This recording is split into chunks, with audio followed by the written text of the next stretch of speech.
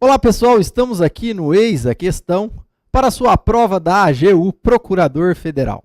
Vamos dar uma olhadinha na tela a questão que eu reservei para os senhores, uma questão bem interessante.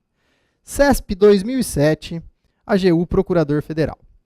De acordo com a jurisprudência do STF, julgue os itens que se seguem.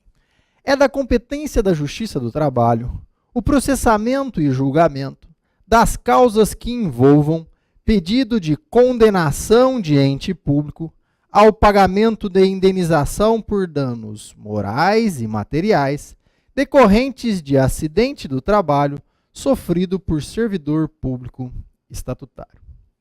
A questão é bem interessante porque, por um primeiro momento, ela passa pela análise da competência na hipótese do acidente do trabalho.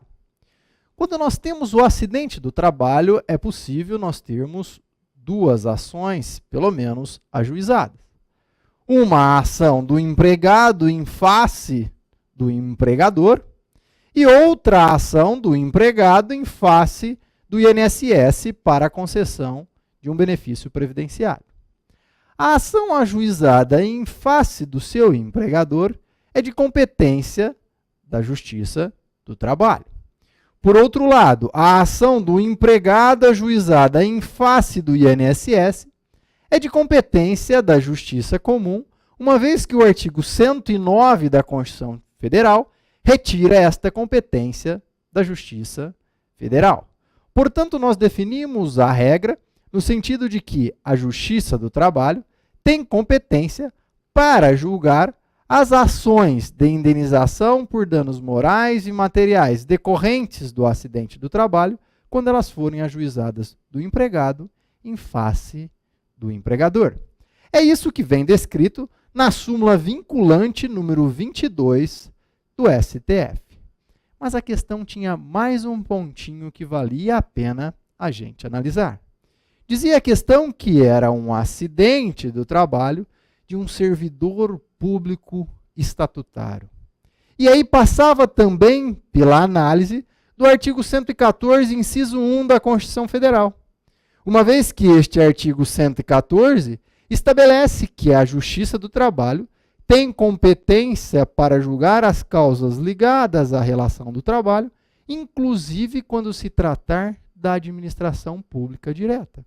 E aí fica o questionamento. Até onde vai o alcance deste artigo 114, inciso 1?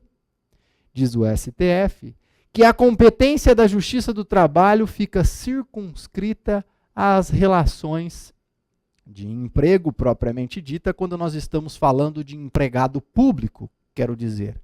Por outro lado, a competência será da Justiça Comum, ora estadual, ora federal, quando nós estivermos falando de servidor público estatutário ou na hipótese de trabalho temporário, contratado com base no artigo 37, inciso 9 da Constituição Federal.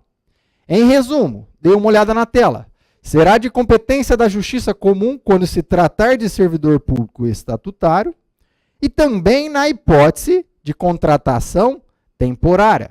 Por outro lado, será da Justiça do Trabalho quando o regime adotado por aquele ente público for seletista. Com base neste entendimento, nós voltamos a analisar a questão colocada para os senhores. Bora lá na tela. Dizia, portanto, que é da competência da Justiça do Trabalho o processamento e o julgamento das causas que envolvam pedido de indenização, pedido de condenação de ente público ao pagamento de indenização por danos morais e materiais decorrentes de acidente do trabalho. Até aqui estava correto. Sofridos por servidor público estatutário. Errada a questão.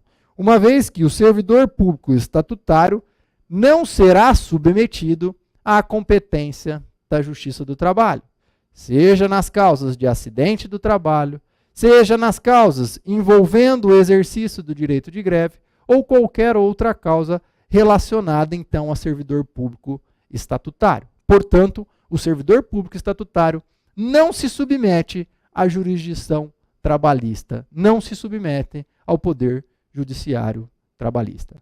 Muito obrigado pela atenção e até a próxima.